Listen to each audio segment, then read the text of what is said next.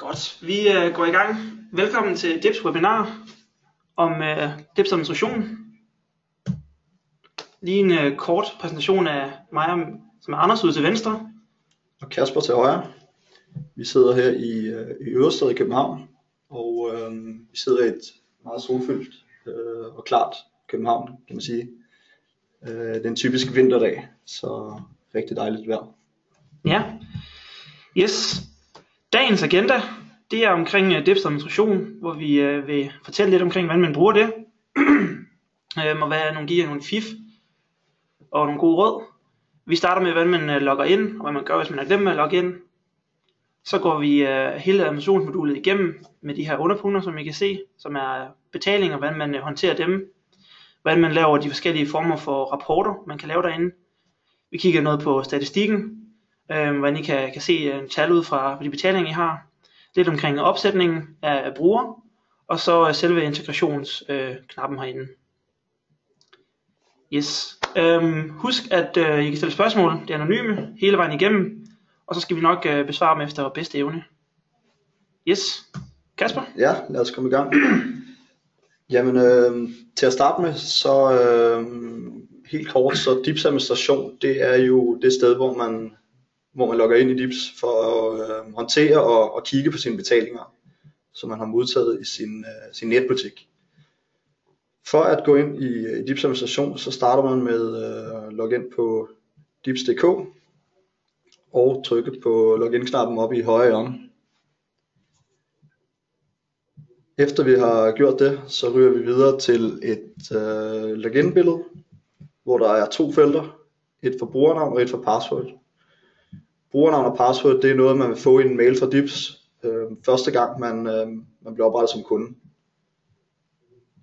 Hvis man af en eller anden grund ikke har sit password, eller man nu har glemt det, så kan man trykke på det link, hvor der står glemt password i bunden af det her billede. Og der vil man komme videre til glemt password-funktionen. Den fungerer som så, at man taster sit brugernavn ind, og så vil der komme et mail med et link i til den mailadresse, man har angivet, når man opretter sig som DIPS-bruger. Det man skal huske her er, at selve linket det er kun aktivt i 10 minutter. Så man bliver nødt til at koordinere det, så at man får skiftet det her med det samme. Altså at man logger ind gennem det her link, og så ændrer password. Når man ændrer passwordet, så behøver man ikke at forholde sig til det gamle password. Man laver bare et nyt helt enkelt, uden at taste et gammelt password ind. Ja, der er også mange, som tænker, at det her brugernavn, det er e-mailadressen, og det er det altså ikke. Det er et, vi har lavet herinde til jer, som Kasper nævner, I får ud i per mail. Typisk kan man sige, at det består af det, man også har immersion ID, altså det vil sige nogle cifre, man får fra DIPS. Yes. Når man så kommer ind, når det så lykkes at komme ind, så ser billedet sådan her ud. Det her er DIPS administration, og det er den første side, man kommer ind til, hvis man har valgt den her startside. Så vil man se de nye afventende betalinger, som man har modtaget i sin netbutik. Og nye afventer, det er så betalinger, som kun er reserveret på kundens kort. Næste faneblad. Ja, det er gennemførte. Under gennemførte, det er der, hvor de kommer over, når man er inde og hævet penge ud fra kunden af.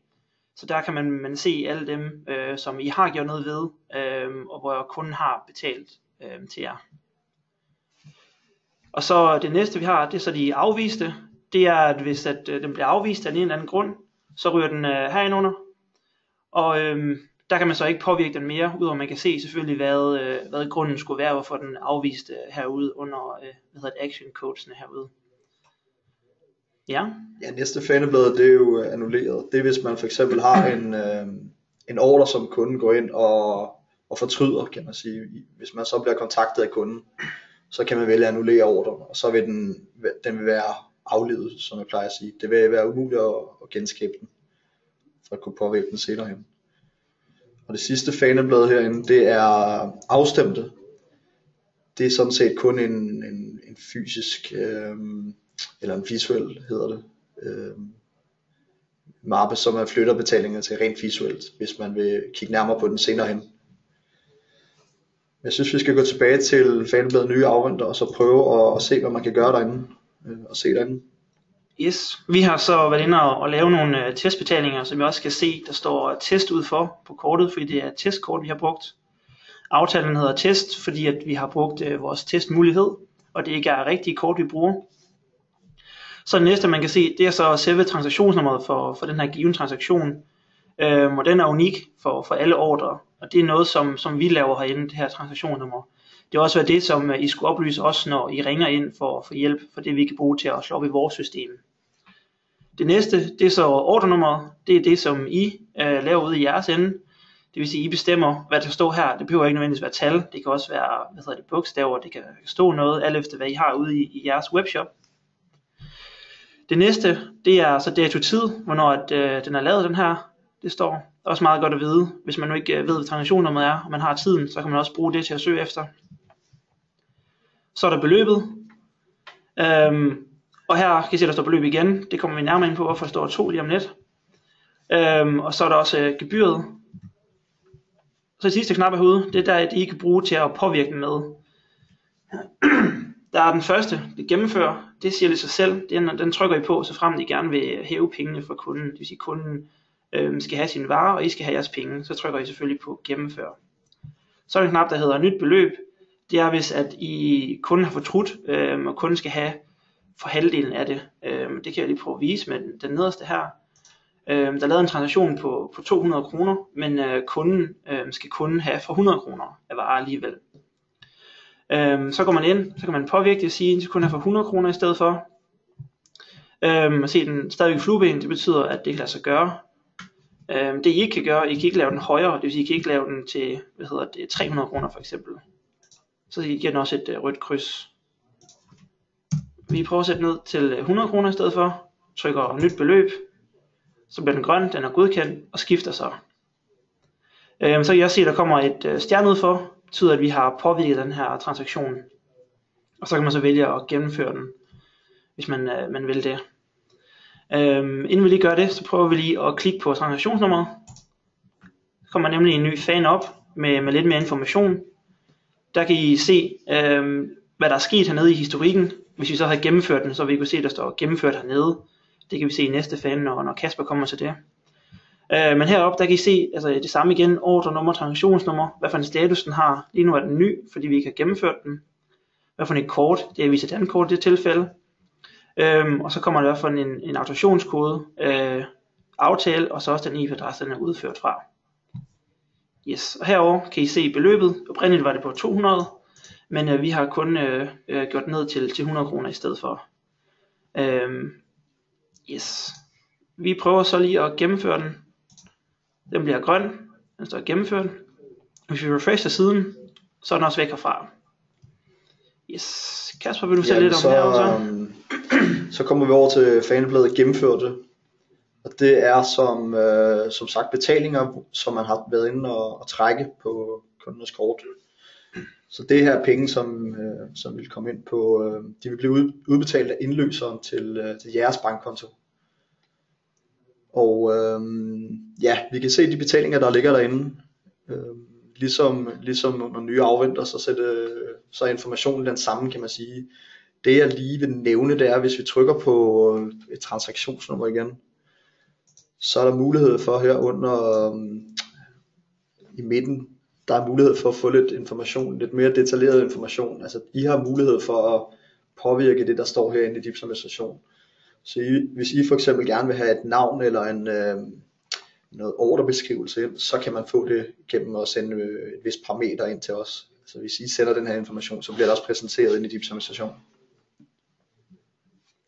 Det der er muligt herinde fra gennemført fanbladet, det er at man kan refundere beløb, og man kan vælge at flytte dem til afstemt. Og lad os prøve at refundere. Se hvordan det ser ud. Det der er vigtigt at huske her, det er at udover at man selvfølgelig skal vælge et mindre beløb, så er det vigtigt at huske også det her med 0,00, sådan så at man taster beløbet ind rigtigt.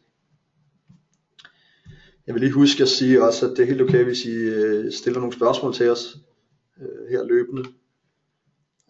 Så skal vi prøve at svare på det. Og det er selvfølgelig anonymt, som vi også nævnte tidligere, så I skal ikke være bange for at stille spørgsmål, som I eventuelt føler er dumme, for det er der ikke noget, der er. Nej, vi har lige fået et spørgsmål faktisk, om det er muligt at ændre beløbet, så man kan refundere mere end det, der er autoriseret. Det er det desværre ikke. Det er ikke teknisk muligt at tilbagebetale mere end det oprindelige beløb. Men hvis vi prøver at lade os refundere 100 kroner, så halvdelen af beløbet ryger tilbage. Så får man lige en ekstra advarsel, om man er sikker på, at man vil udføre det. Og så vil de så blive tilbagebetalt til kortholder. Og så prøver vi lige at refresh, se hvad der sker. Sådan. Så opdaterer den sig også. Som vi var inde på tidligere, så kan man se, at der hvor man har været inde og ændre i noget som helst med beløbet, så vil der være en stjerne ved siden af beløbet. Så kan man se, at der ligger nogle transaktioner derinde, hvor vi har været inde og ændret det oprindelige beløb. Der kan man også se historikken derinde, at først har den været autoriseret, så har den været gennemført, og så til sidst endte vi op med at faktisk refundere 100 kroner. Kunne du prøve at fortælle lidt om, man så kan refundere mere, hvis du nu kun skal have det hele tilbage? Det vil ikke være muligt. Det vil ikke... Eller du tænker på ud over det her? Ja, det kan man godt. Den her, hvis vi nu går ind og vil refundere det sidste, kunden har afleveret alle varerne. Ja, hvis det så går helt galt, og de skal have det hele tilbage, så kan man så prøve at lave en refundering af det sidste.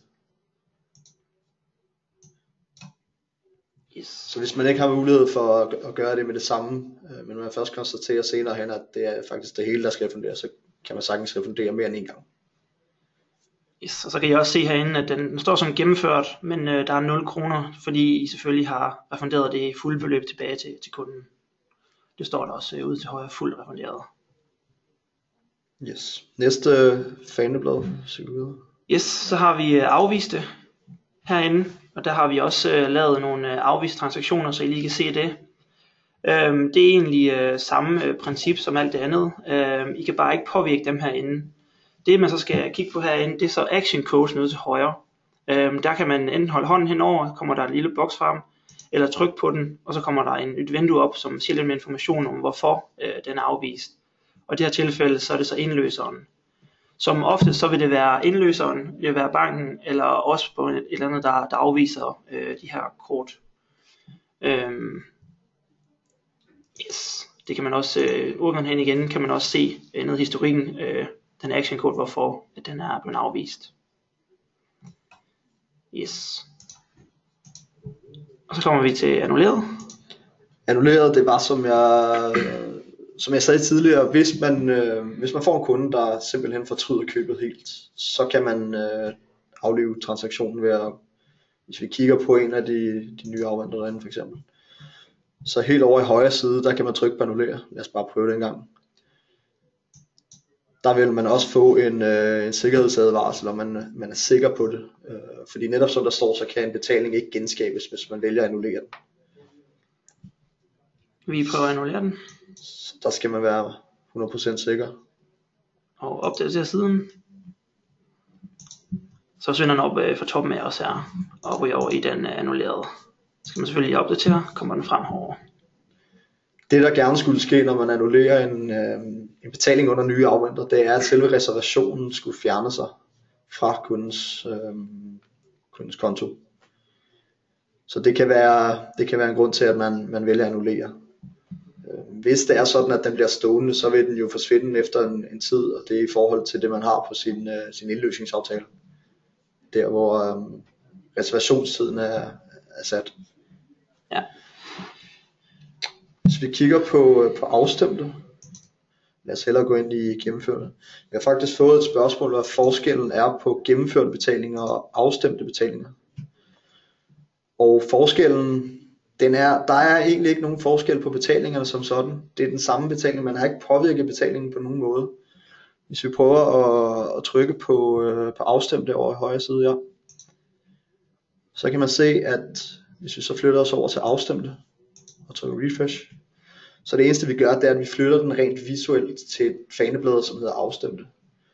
Så det er egentlig kun, hvis man vil kigge nærmere på den, eller hvis man på en eller anden måde har et system, hvor man vælger at lave den her manuelle afstemning. Betalingen bliver slet ikke påvirket på nogen måde, og det er også muligt, som man kan se, hvis man kigger over i højre side, at flytte den tilbage til gennemført. Så det er det. Vi har fået et andet spørgsmål også, som går på, hvad så hvis man gerne vil betale eller køre betalingerne igennem automatisk, og det ved jeg, at Anders kan svare på. Jamen helt bestemt. Hvis man vil køre dem igennem automatisk, så vil I egentlig springe det her fandeblad over her, så kommer den ikke ind, så I skal ind og trykke gennemfør, som I kan se herude. Så vil de ryge automatisk ind i fandebladet gennemført. Men det kræver, det er, at I sender en parameter med i den kode, I skriver ind mod os. Der skal I sende den her, der hedder Capture Now med. Og den så ryger med, og hvis kortet den bliver godkendt, og den ikke bliver afvist af en eller anden grund, så vil den ryge ind automatisk her, og kunden vil selvfølgelig få trukket pengene på sin konto med det samme. Så det er også meget, meget godt lige at vide. En anden ting, der også er godt at vide, når man bruger nye afventer, det er også, at man kan påvirke flere transaktioner på én gang. Ved ude til højre her, der kan man lave flueben. Det vil sige, hvis man vil have alle på en gang, så kan man klikke på det øverste flueben her. Så kommer man frem og spørger, om man vil markere alle. Så trykker man OK, og så bliver alle markeret. Så kan man så vælge at bruge dem hernede, så skal man ikke sidde og klikke enkelt gang. Man kan forny alle på en gang, man kan gennemføre alle, og man kan, hvis der nu er nogen, der skal forny og gennemføres, man kan annullere dem på en gang. Så det er et godt værktøj, hvis man nu har mange transaktioner, der ligger og skal påvirke dem på en gang. Man kan jo selvfølgelig også bare vælge det, man vil have, hvis det nu er noget andet lignende, man vil gennemføre. Så det er også lige godt at have i mente. Helt sikkert. Vi har fået et til spørgsmål, som går på afviste betalinger. Vil de også findes under nye afventer? Og det vil de ikke. Altså en betaling, der er afvist, den er 100% afvist. Den kan man ikke gå ind og påvirke eller redde på nogen måde. Det der kan ske er en betaling under nye afventer, hvis vi prøver at gå ind og kigge på en, og så lad os åbne, hvis vi kan trykke på transaktionsnummer. Så kan man se i bunden her, så vil der stå, hvornår den er blevet registreret, altså hvornår autorisationen er udført. Det der kan ske er, at denne her reservationstid, den kan udløbe. Hvis man så prøver at trække pengene, og det viser sig, at det for eksempel, hvis det nu for eksempel er et Mastercard, som der er en begrænset reservationstid på, så kan det jo være sådan, at pengene ikke er tilgængelige på kortet. Og der vil der stå i historikken en grund til, at man ikke kan få lov til at reautorisere, altså gå ind og reservere det her beløb igen. Men det betyder som sådan ikke, at betalingen er afvist. Det betyder bare, at det her forsøg på at forny eller reservere beløbet igen, det kunne ikke lade sig gøre. Man kan sagtens prøve igen. Man kan sagtens tage fat i kunden og få dem til at overføre nogle penge. Det kan man også sige, at i forhold til dankort og Visa dankort, så er det her jo ikke et problem, fordi der vil jo ikke være noget, der er reserveret. Der kan man bare trække de penge. Op til et år, kan man sige. Det vil sige, at der er kommet en ekstra linje her, hvis I ikke lige fanger det. En linje her, hvor der stod med tidspunktet, den er lavet på, hvad for noget det er, om det er en ny autorisation, og så vil der stå en actionkode herude. Hvis der selvfølgelig står herude, at kortet er spærret, så er den her transaktion jo død, fordi at kortet ikke er gyldigt mere, på grund af at kunden har spærret kortet, eller meldt det stjålet på en eller anden måde. Lige præcis. Yes. Jamen lad os kigge lidt videre på hvad man kan gøre, hvis man gerne vil finde nogle betalinger. Vi har 2 søgefunktioner. En simpel søgning og en avanceret søgning. Den simple søgning er, det er egentlig hvis man har den her information, man behøver med det samme transaktionsnummer eller ordrenummer. Så kan man gå ind direkte og finde den betaling, man vil kigge på. Hvis vi kigger videre på avanceret søgning, så er der mulighed for at have lidt flere parametre at udgå fra. Man kan blandt andet søge på en given periode. Og det vi skal huske er ligesom overblikket inden under nye afventer. Så kan man kun få en måned ad gangen. Det er så muligt at flytte den her periode, altså selve intervallet kan man sagtens flytte tilbage i tiden. Så du kan godt gå mere end en måned tilbage i tiden, men du skal flytte både start og stopdato. Og så hver gang man ændrer dato, så er det vigtigt at lige trykke find også, sådan så den eksekverer på den ændring man har lavet. Nu har vi så lavet en generel søgning her på status alle, som vi kan se. og så vil alle de forskellige statuser blive vist. Både afvist, annulleret og afsluttet betaling for eksempel. Så det giver et lidt, det giver et totalt overblik derinde. Hvis vi nu for eksempel gerne kigge på gennemførte betalinger, så går man simpelthen bare ind og ændrer statusen. Lad os prøve at kigge på afsluttede, altså gennemførte betalinger, og så lad os se om vi kan ændre korttype. Det er bare at tage Mastercard eller Visa. Vi tager Mastercard. Så får vi et meget mere detaljeret billede over de betalinger vi har i lavet med Mastercard. Jamen, man kan også lige nævne, at det er muligt at begrænse et maksimum og et minimumbeløb, så at man begrænser søgningen endnu mere. Det vil sige, hvis man ikke ved, har ikke transaktionsnummeret, men man har beløbet, lad os sige, vi har, det er i hvert fald, det mellem 150 og på 200 kroner, og det mellem den sidste måneds tid, så kan man så søge det ind, og så tryk find her, og så opdaterer den sig igen. Og så er det så de her transaktioner, der kommer frem. Så det er også meget, meget godt, hvis man ikke har sit ordrenummer eller transaktionsnummeret. Helt sikkert. Men lad os kigge lidt videre på, hvad gør man for eksempel, hvis man har noget, hvis man gerne vil have nogle rapporter, Anders? Kan man gøre noget der? Det kan man helt bestemt. Det er den sidste fan, vi har herude til venstre, som hedder rapport. Den her rapport, I ser her, det er en manuel rapport, som I altid begynder at trække lige så tosset I vil med en masse informationer. I vælger øverst her, de her rapportfelter, der skal være med. Der går I ind og sætter et flueben for det I vil have. Der er nogen, der er sat til at starte med, men man kan selvfølgelig bare fjerne, hvis man ikke vil have nogen af de her med, eller sætte dem til, hvis der er noget, som man gerne vil have. Det næste hernede, det er så den periode, man vil have det fra. Hvis jeg nu vil have fra den 9. februar til i dag, som den står, det kan man sagtens, men du kan også vælge at gå tilbage og tage for eksempel bare fra den 9. til den 10. Så har vi perioden. Nu skal vi så finde ud af, hvad er det for nogle transaktioner, som egentlig gerne vil se lidt mere omkring. Er det betalinger, som er oprettet i det her tidsrum, det vil sige dem, som ligger under nye afventere? Er det betalinger, som er gennemført, dem der ikke, fanen gennemført, eller det er dem, der er refunderet? Så kan man så vælge en af de tre muligheder hernede, alt hvad man vil have. Hvis man så vil have sin testbetaling med, sætter man selvfølgelig bare et flueben i den her, men det er jo ikke altid det er relevant. Så går man ned i levering, tænker hvor skal den leveres til? Jamen jeg har en e-mailadresse, taster man det ind, eller jeg har en FTP-server, jeg gerne vil sende den til. Vi vælger en e-mailadresse her, og så skriver man bare det ind. Test.dif.dk prøver vi. Kommer en flueben, den bliver godkendt. Og så trykker man egentlig bare generere rapporten her. Så kan I se nederst, kommer den frem.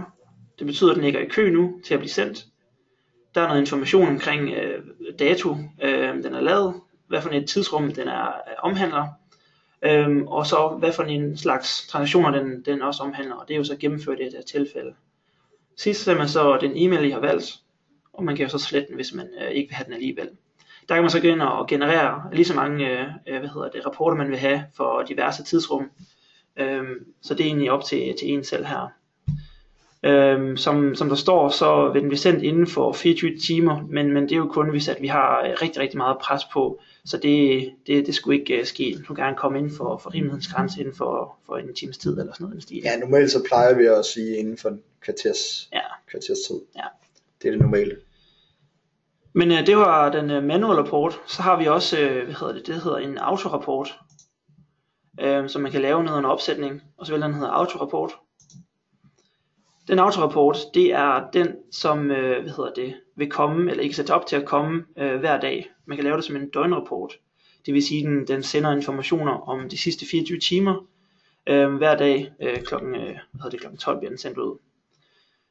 Og så igen, man vælger, hvad det er for nogle rapportfelter, man gerne vil have. Hvis man ikke vil have noget, fjerner man, hvis det have noget andet, så tager man det med. Her kan man så vælge det hele til gengæld. Så der kan man vælge, at man vil have alle oprettet, alle gennemførte, og alle refunderet, hvor man ikke kunne det før, man skulle lave en manuel for hver enkelt af de her. Men hvis man har en døgnrapport, vinger man den af her, så bliver den sendt automatisk. Men hvis man nu vil have det en gang om ugen, vil sige hver mandag, og har en hel uges rapport, så kan man også vinge det af her. Der er også et dagsrapport, altså hver dag klokken, hvis nu vil have den klokken 1 hver dag. eller man vil have den en gang om måneden, og så være den første for eksempel. Så er der lidt forskellige muligheder, hvordan den bliver leveret automatisk her. Så kommer den ud til jer som en CSV-fil. Lige nu kan I se, at den er deaktiveret med rødt heroppe. For at aktivere den, der skal man ned og i levering og indtaste noget information. Man skal finde ud af, om man vil have det til en FTP her også, eller en e-mailadresse. Taste ind, tryk OK. Så skal man også vælge en statusmeddelelse, hvis at nu den ikke kommer frem, så I får besked om det, der sker en eller anden fejl. Taster man også den ind, og så trykker man så aktiver bagefter. Og så vil I se i toppen, den ikke bliver aktiveret. Hvis man ikke udfylder begge herinde, så vil den komme frem med en fejl og sige, at den ikke kunne fuldføre det, fordi den mangler en af de her 2 e-mailadresser eller adresser her. Yes, lige præcis. Jamen, de her rapporter, de giver jo et overblik helt ned på hver enkelt transaktion, kan man sige. Hvis man nu gerne vil have et lidt mere overgribende billede, uden at gå for meget i detaljer og få de her detaljerede rapporter, så kan man benytte sig af vores statistik. Hvis vi klikker over i menuen til venstre under statistik, så kan man danne sig et hurtigt overblik over en længere periode, vil jeg nok sige, at man normalt set benytter den her statistik der. Og der kan man så se de forskellige statuser på transaktionerne, og ja, dels hvor mange beløb, eller hvor meget beløbet er, og antal.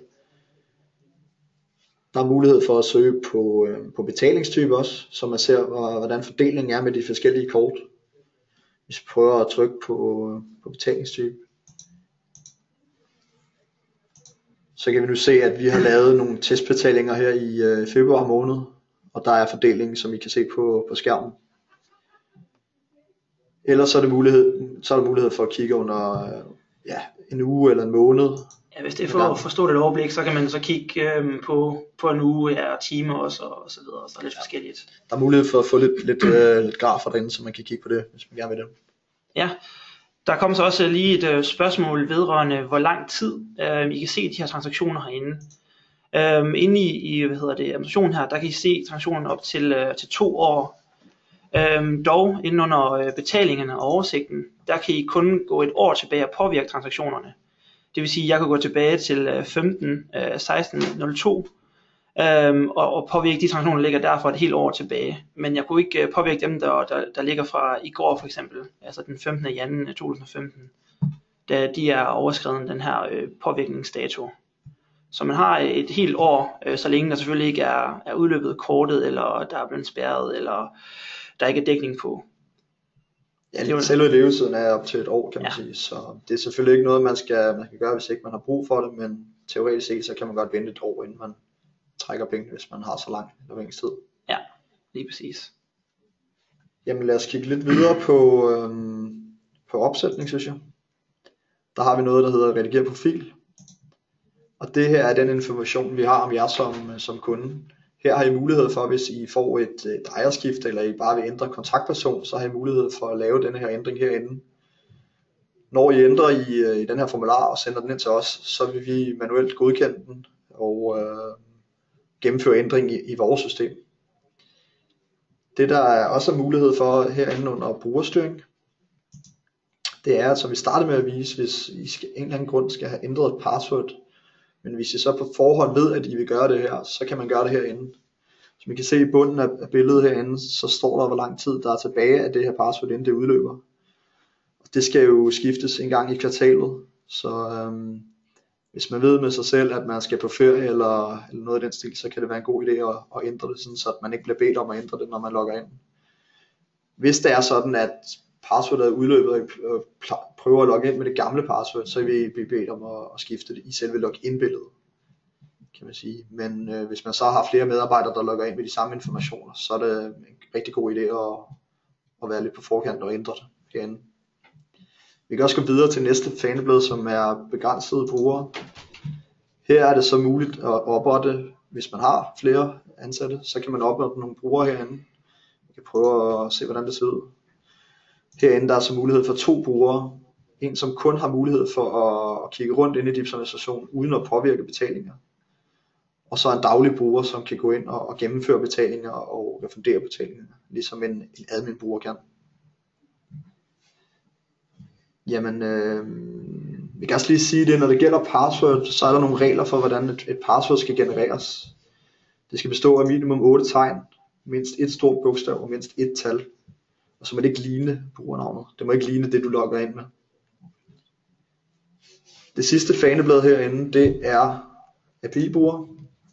Og der har vi rent faktisk fået et spørgsmål, som går på, hvordan hvordan ens webshop får at vide, at man har lavet en refundering inde i Dips administration. Og det hænger lidt sammen med API-bruger herinde. Det er nemlig sådan, at når man laver en API-bruger og får den sat ind i sit webmodul eller webshop, så vil man kunne lave nogle statusmeddelelser, man kan lave nogle statuskald til Dips, hvor man går ind og henter en ny information om betalingen. Der går man simpelthen ind rent teknisk, så sker der et kald mod Dips, som fortæller jer som butik, om der er sket noget nyt med betalingen. Så det er altså, det er primært noget, man skal forholde sig til, når man starter sin webshop, når man har en udvikler ind over og oprette den her webshop. Og vi kan også få Anders til at kigge lidt videre på... Lige inden det, så kom der faktisk lige et spørgsmål, hvis man nu havde en bruger eller medarbejder, man gerne vil have slettet. Vi kan jo lige prøve at lave et test login webinar. Test login.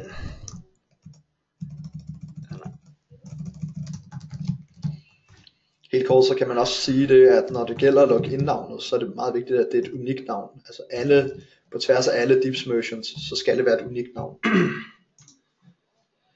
Så kan I se herinde, når den er oprettet, så har I så, hvad den hedder, loginet. Den har hvad for nogle rettigheder, den her bruger den har. Der kan I så gå ind og lave en redigering i det, hvis I nu vil ændre passwordet for dem her. Det skal siges, at man skal logge ind med administratorrettighederne, for at kunne ændre i de her begrænsede brugere herinde. Det vil sige, at de kan ikke selv gå ind og gøre det på en begrænset bruger. Og så kan I så også ændre, hvis I gerne vil have dem til at være en daglig bruger i stedet for, så de kan gå ind og påvirke transaktioner. Men spørgsmålet lød på, at man slettede det som her, så trykker I bare på slet, spørger når man er sikker på, om man vil slette det her, og så trykker man selvfølgelig bare OK, så fremt at det skulle gøres. Yes. En anden ting, som vi også kan tage, det er under generelt. Herinde er der mulighed for at ændre sprog i Dips administrationen. Det kan være rigtig godt, hvis man for eksempel har nogle udviklere ind over det og skal sætte det op, som måske kun kan engelsk. Så kan man ændre sproget til engelsk igen. Det er også muligt at ændre valuta, som I kan se. Og det er så det, der vil blive vist i betalingslisten derude. Startsiden, den er sat til nye afventer. Det er typisk sådan, at når man logger ind i Dips, så vil man se, hvad der er sket siden sidst, og man har modtaget nogle nye betalinger. Men man kan også gå ind og kigge på afsluttede betalinger. For eksempel hvis man vælger at gennemføre betalingen automatisk, så vil der jo ikke ligge nogen betaling inde under nye afventer, så vil det ligge i gennemført og afsluttede betalinger i stedet for. Hvis man bruger sin Dips administration til at søge rigtig meget, så kan man også vælge at have søgning som starttid. Yes. Det næste vi kommer ind på, det er selve integrationsknappen. Det her, det er lidt mere den tekniske del herinde, og den man egentlig ikke bruger så meget. Det er egentlig kun når man sætter det op første gang man skal herinde. Så er der en masse information, som er rigtig godt at få testet ind. For eksempel under e-mail, der kan man sætte for et sprog man gerne vil have, altså modtage e-mails omkring med de her forskellige der ligger. Herinde, der kan man så få en e-mail om nye transaktioner. Det vil sige, hver gang der går en transaktion ind under nye afventer, så vil I få en e-mail omkring det her, hvis man har lyst til det. Så det er meget godt at have for mindre shops, når det ikke er, hvis man ikke har så meget transaktioner. Men de store shops, hvor man har en par hundrede i timen eller om dagen, så kunne det måske være mindre relevant. Men det er i hvert fald lige nice to know det her. Det næste, det er FlexWin siden. Jamen herinde, der er der mulighed for, at hvis man for eksempel gerne vil have ændret sit design på betalingsvinduet, så kan man uploade nogle filer herinde, som man selv har været inde og ændre og style selve udseendet af betalingsvinduet. Det her er typisk noget, man får nogle udviklere til.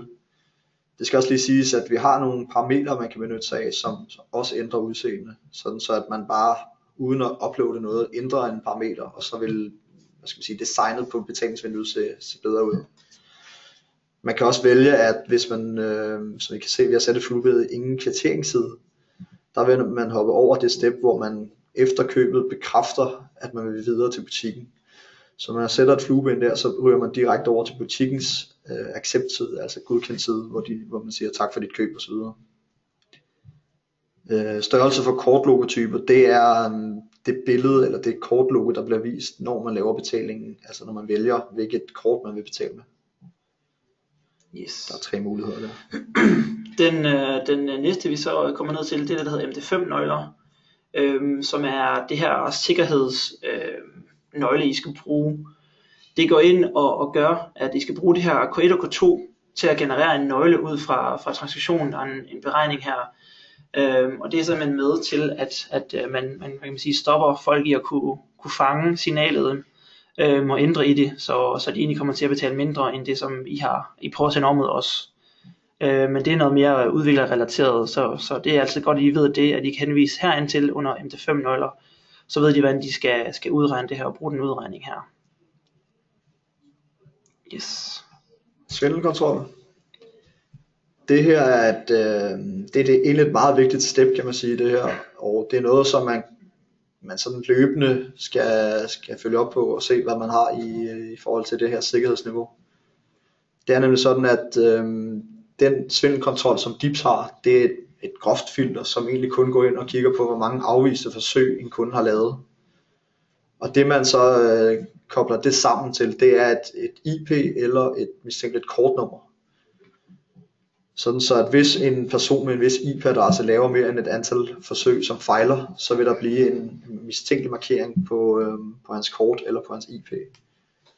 Og der kan man så gå ind i betaling og oversigt og så nye afventer, og så vil man så se at en betaling som er blevet markeret som mistænkelig, den vil ikke automatisk blive gennemført. Der skal man manuelt ind og trykke på den røde tekst hvor der står mistænkelig, og så tage stilling til betalingen og vælge om man vil annullere den eller gennemføre den. Og der kan man så tage fat i kunden, hvis det er sådan at man gerne vil høre mere om hvorfor de har blevet markeret som mistænkelige. Kan du lige prøve at fortælle hvordan den ser ud ude i nye afventer, når en betaling er mistænkelig? Jamen vi kan gå tilbage til, vi kan lige vise hurtigt, skal vi se en gang. Gør vi her. Under betalinger, og så alle betalinger som er mistænkelige, de vil altid ligge i nye afventer, fordi de vil aldrig automatisk blive gennemført. Men det er simpelthen sådan, at der hvor der står gennemført, der vil der stå med klare røde bogstaver, så vil der stå mistænkelig.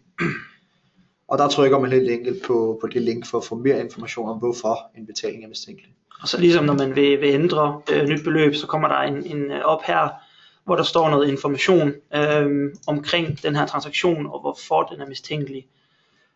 Hvor de så vil have muligheden, ligesom I ser her, til at trykke gennemføre på den. Så det er meget godt at også lige at have den med, så man ikke går det hele daglås over, der er noget rød tekst, hvor der står mistænkelig på. Ja, præcis. Vi kan lige gå tilbage til mistænkelig, eller svindelkontrol hedder det. Og så se det sidste, som er meget vigtigt at huske, det er, at man formentlig gerne vil have en mail. Man vil gerne have at vide, når der kommer en mistænkelig betaling. Der er mulighed for at sætte et flueben, og så taste sin mailadresse ind i det felt, I kan se i bunden af billedet her. Jamen, det sidste returværdier kan være, Anders lige kan... Yes, så inde i returværdier her, det er rigtig godt at gå ind og vinge alle af, for så får man noget mere information om alle transaktioner med i det her callback, der bliver lavet. Efter hver transaktion, så sender vi al information tilbage til jer, som udvikler har integreret i et eller andet i jeres system i backenden. Og så kan I se, at der er en masse I kan få med, og jo nemmere er det også for jer at kan man sige, holde den her transaktion op mod noget i jeres backend, men også for at finde den igen inde i administrationsvinduet. Så der vælger man bare hvad man vil have, og så trykker man gennem opsætning. Yes. Callback, det er jo det man får af returværdier, det får man i en callback. Så det vil sige, DIBS fortæller jeres shopmodul, hvordan betalingen ser ud, kan man sige, lidt information om betalingen. Hvis den server, som af en eller anden grund, som modtager betalingen af en eller anden grund, ikke svarer, eller hvis den ikke modtager den her callback, så kan man vælge at fra DIBS side lave flere forsøg på at sende den her callback. Der er det også sådan, at man kan få sendt en mail, hvis det slet ikke lykkes efter 5 forsøg. Og der er det, det er til rigtig stor hjælp, at man lige har sat et flueben og får en mail omkring det. Ellers så vil man ikke få information om betaling. Altså betalingen bliver ikke påvirket som sådan, kun informationen om selve betalingen. Ja. Det sidste punkt vi har, det er helpdesk, manualer og FAQ'en herinde. Det er rigtig godt værktøj til jer til at gå ind og kigge på, alt det jeg egentlig fortalte om, det står også i mere eller mindre herinde. Så kan man, hvis man er i tvivl omkring hvad vi sagde, og ikke kan huske det eller blive i tvivl, så kan man scrolle det her igennem og lige læse om den specifikke ting man nu lige er i tvivl om, hvordan man bruger administrationsmodulet. Og det samme under FAQ'en, der er det bare stillet lidt mere op i spørgsmål, som man har tænkt, hvad vil I spørge om? Og så kan man så klikke på det, og så bliver man sendt hen til de givne spørgsmål hernede med svaret dertil. Så det er også et rigtig, rigtig godt værktøj at have, så man ikke skal ringe ind til os, hvis man nu lige vil selv læse det og få lidt viden omkring, hvordan det virker. I er selvfølgelig også velkomne til at ringe, det er ikke det. Men, Nej, selvfølgelig. Men hvis man hellere vil prøve at hjælpe sig selv først, så er der en del gode forklaringer og svar herinde, kan man sige. Yes. Jamen jeg tror vi var ved at være igennem DIBS administration. Ja. Men vi har lige tid til et par spørgsmål her, tror jeg. Vi har fået et spørgsmål, som jeg ved Anders skal svare på. Hvad hvis man gerne vil ændre bankkonto? Ja, det er jo hvis at I har jo bankkonto lagt op på jeres indløsningsaftale. Så hvis I har ændret bankkonto inden ved indløserne eller ændret indløsningsaftale, så skal I egentlig bare sende den ind til os ind på vores supportmail. Så går vi ind og ændrer det ind i vores system, således at de nye transaktioner de går ind på det korrekte forretningsnummer I har ved indløseren, og det er bankkontonummer som ligger inde bagved. Så der er altid en god ting at tage fat i også på skrift med den skriftlige information I har fra jeres indløser af. Ja, vi ser gerne, at I videresender, hvis I får en ny indløsningsaftale, at de videresender selve aftalen fra indløser. Ja, for der står typisk en masse information, vi skal bruge, hvor I tænker, at vi kun skal bruge noget af det, men vi skal rent faktisk bruge det meste af det, der står i mailen. Så send det hele ind til os, det er for at gøre det nemmere for os og også for jer selv, så det går hurtigere. Yes. Og så er det jo sådan, at alle ændringer i indløsningsaftalen, det sker hos indløseren. Så hvis I skal ændre bankkontonummer, så vil det være indløseren, I først og fremmest skal have fat i. Yes. Et sidste spørgsmål. Hvis man gerne vil have ændret den mailadresse, som password bliver sendt til. Som jeg viste derinde i DIBS administration, så var det muligt inde fra DIBS administration at ændre mailen. Men hvis det er sådan, at man ikke kommer ind i DIBS administrationen, så er den eneste anden mulighed, det er, at man sender en mail til support@dips.dk. Og der ser vi gerne, at I videresender en kopi af en DIBS-aftale eller en DIBS-faktura, sådan så vi kan se, at I har noget med det her firma at gøre. Og så selvfølgelig opgiver, hvilket kundenummer I har. Og det sidste, som er det vigtigste, er, hvilken mailadresse vi skal ændre til. Så vil vi kunne lave den her ændring manuelt inde i vores del af systemet. Yes, der er også kommet et rigtig godt spørgsmål her med beløb, der er reserveret på Mastercard og elektronkort, hvor der står, at personen oplever, at kunderne ikke automatisk får pengene retur, når der annulleres, selvom det står som annulleret hos os. Hvor at så kunden bliver nødt til at kontakte Nets for det her til at ske. Det er sådan, at ofte eller nogle gange, så er det nogle af bankerne derude, som ikke kan modtage det her annulleringssignal fra os af, fordi de simpelthen ikke har udstyret til det, og så kan de ikke se vores signal til dem, og derfor, selvom vi står har den som annulleret, så oplever slutkunden derude ikke, at pengene er blevet frigivet. Der kan indløseren være behjælpelig nogle gange, og frigive det, hvis de kan gøre noget ved banken, men ellers så er der ikke andet for dem nødt til at vente til den her reservationsperiode, den udløber, fordi at bankerne simpelthen ikke har det her mulighed for at frigive pengene, da de ikke ser vores signal. Så det er også lige godt at vide. Yes. Men jeg tror det var det. Vi kan lige sige, at de spørgsmål vi ikke har noget at svare på, skal vi nok få besvaret og lagt op et svar på vores hjemmeside. Yes. Og Vi kan også anbefale, at I går ind på dips.dk/webinar for at tjekke de fremtidige webinarer, og hvad vi har i skemaet derinde. Yes, og så har vores marketingafdeling lavet sådan et fint tilbud, som tak fordi I lyttede med herinde, med startpakken og mediumpakken med en gratis API, som I kan få lavet, hvis I tager fat i vores salgsafdeling, som der står på salg@dips.dk. I kan selvfølgelig også ringe ind til dem, hvis det er. Yes, jamen tak fordi I lyttede med, og I kan altid se flere webinarer inde på vores hjemmeside, og det er selvfølgelig gratis. Vi vil smutte nu. I må have en fortsat god dag. Rigtig god dag. Tak. Hej.